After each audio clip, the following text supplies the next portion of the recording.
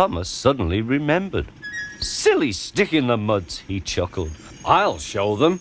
Driver said I could manage without him. I'll just go out. Then I'll stop and wheesh.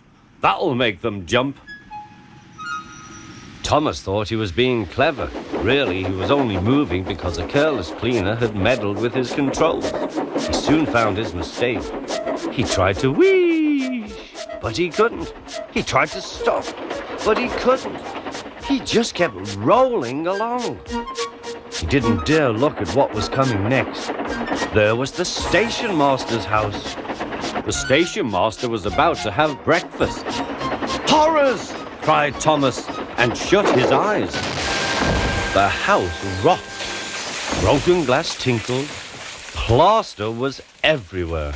Thomas had collected a bush on his travels. He peered into the room through its leaves. He couldn't speak.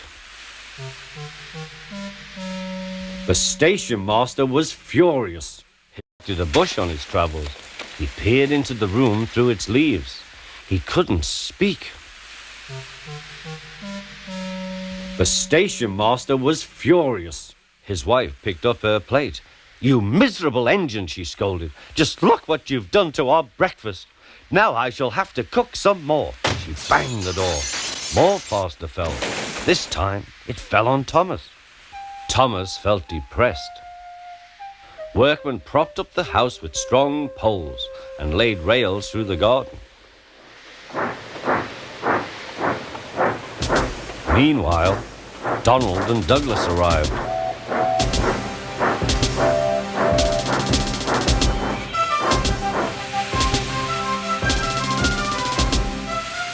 "Dinna fash yourself, Thomas. We'll soon have you back on the rails," they laughed.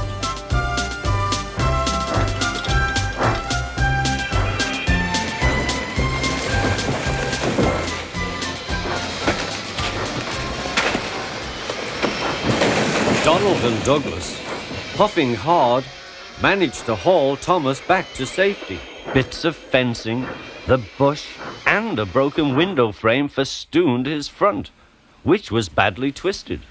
The twins laughed and left him. Thomas was in disgrace.